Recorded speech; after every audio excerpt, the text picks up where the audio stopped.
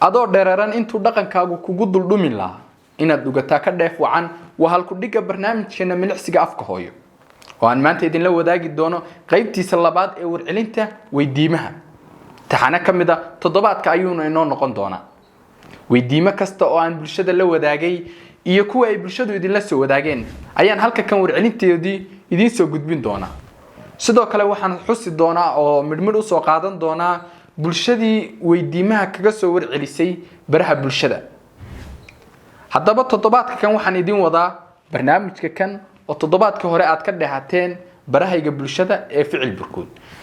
barnaamijka kan ayaa waxa uu ka koobnaa dhammaan marka la isu geeyo weydiimihii aan bulshada weydiiyey iyo kuwii ay bulshadu ina soo weydiiyeen 14 weydiimood waxaana laga jawaabay hal weydiimood hal gabadh kaliya ayaana ku guuleysatay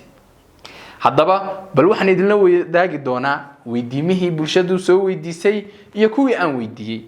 maxay tahay sababta looga jawaabi waayay ma weydiimo adag ayay ahaayeen bal waa tan ila eeg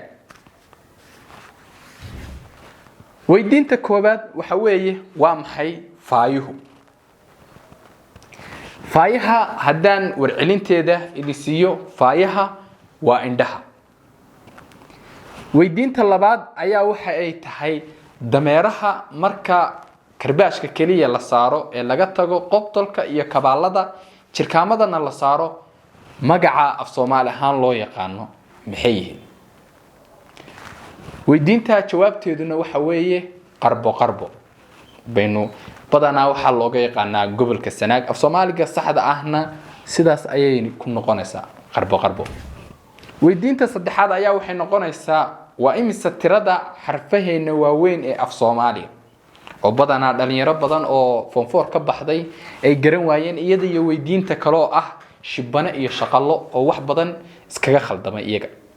sidoo kale waxa raacayay tirada guud marka la isu geeyo xarfaha waaweyn iyo xarfaha yaryar inta ay isku noqonayaan waa 4 su'aalood su'aasha koobaad oo ah intay ka kooban yihiin xarfaheena waaweyn ee af Soomaaliga dhamaan waa lagu wada dhacay waxaana ka kooban yihiin 21 su'aasha labaad ayaa waxay ahayd waa maxay shibanayaal iyo waa maxay shaqalo iyo shibane waa labada su'aalood ay kala saari waayeen dhamaan dhalinyarada shaqalo hadii la dhaho shaqalo waxa weeye xarfaha shanta ah ee aada eeda ida oo uda loo yaqaan xarfaha shibanaha la dhahona waa xarfaha waaweyn iyaga marka waxa la kala dhahaa shaqalo iyo shibane sidoo kale su'aasha kale oo ay garan waayeen waxay ahayd xarfaha laban dhamaan dhalinyaro badan oo secondary ka wada baxday ayaa saddexdan su'aalood garan waayay xarfaha laban waa 7 waxaana loo soo gaabiyaa meynala garaadba gaagaalayaashu meynala garaadba waxayna kala yihiin ma'da na'da ga'da la'da ra'da da'da ba'da dhamaan waxa lagu soo gaabiyaa meynala garaadba sidoo kale waxa su'aalaha kamid ahaa waa maxay kabaalqaad iyo waa maxay rarajilic kabaalqaad haddaan ku horeyno kabaalqaad waxa la dhahaa reerku marka uu guuro oo meel roob leh uu guurayo intaanu gaarin meeshii uu degi lahaa meel ay ku sii dhaxaan oo habeenkii uu reerku u soo hoydo ka bacdi awrti oo raran oo aqal Soomaaliga uu saaran yahay ayuunba caynka iyo bayda iyo dabageliska inta laga saaro udbaha sida looga dijinaya sidiisii iyagoo isu saaran oo alaabtii ay u taagan tahay aqalkii oo sidiisii u dhisan sidii loo saaray awrka ah ayaa awrka dib looga saara aroortiina marka la gaaro waqtigii la guurayna sidooda iyagoo ah ayaa inta hareeraha laga galo loo saara taas ayaana la dhahaa kabaalqaad waa meerta lagu sii dhaxo habeenkii ee loo sii hoydo rarajilcda baatimi rarajilcdu waxa weeye guriga aqal Soomaaliga marka laga reebo udbaha dhigaha iyo loolka ayaa la dhahaa rarajilc su'aasha ku sii xigta ayaa waxay tahay waa maxay yacaygu waa guf af Soomaali ahaan ama kashkaash guriga aqal Soomaaliga ah lagu xeero si aanay dhaxanta uga soo gelin xagga dambena kor ayaa loo caleeyaa si loo saarto satiyada maxay ahayd iyo alaabaha la midka ah. su'aalaha kale oo iyaduna kamid ahayd su'aalihii bulshaduna soo weydiisay waxay ahayd dermo iyo waa maxay kibid. dermo waa wax laga sameeyo maydhada maxay ahayd taayay waana reeriyooyinka bay kamid tahay aqalka miiga la saarto. kibadana wax laga sameeyaa sidoo kale maydhaxda iyo maryaba waa laga sameeyaa dhinac kamida guriga ayaana lagaga xidhaa. aan ku sii socdo su'aalaha waxa kale oo kamid ahayd waqtiga loo yaqaano cilcilowgu waa waqtigee. waqtiga loo yaqaano cilcilowgu waa waqtiga qoraxdu ay sii dhacayso maghribka maxay ahayd taay iyo shaacu marka uu sii dimaayo sii galay markaas la dhahaa cilcilow. sidoo kale waxa kamid aha waa maxay cunaabi waa su'aasha kaliya ee lagu guuleystay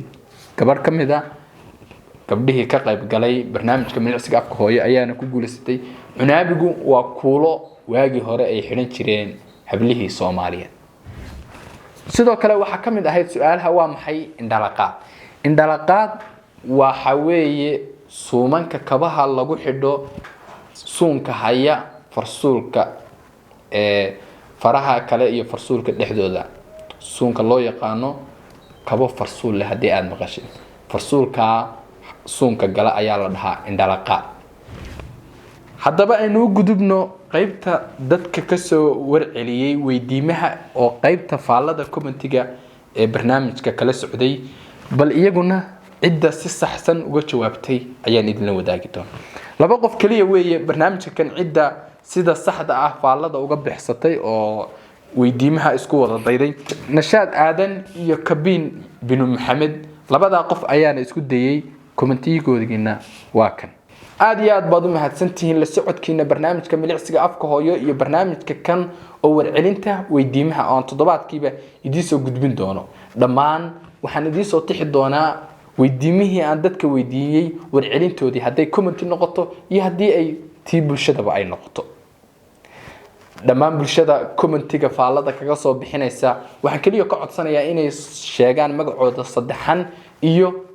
deegaanka ay ku nool yihiin waayo af Soomaaligu waa kala lahjad meel kasta wax gaar ah ayaa looga yaqaan si aan la socdo deegaankaaga waxa looga yaqaano dad badanna ay u bartaan uga faa'iideystaan nala wadaag kuna soo qaadano. aad iyo aad baad u mahadsantihiin waa ficil oo idin leh adoo dheereeran intuu dhaqankaagu kugu duldhumi la inaad dhugataa ka dheef wacan faallada iyo dhiraandhirintuna dhammaanteen waa u simanahay badhanka cas naga cadday qura.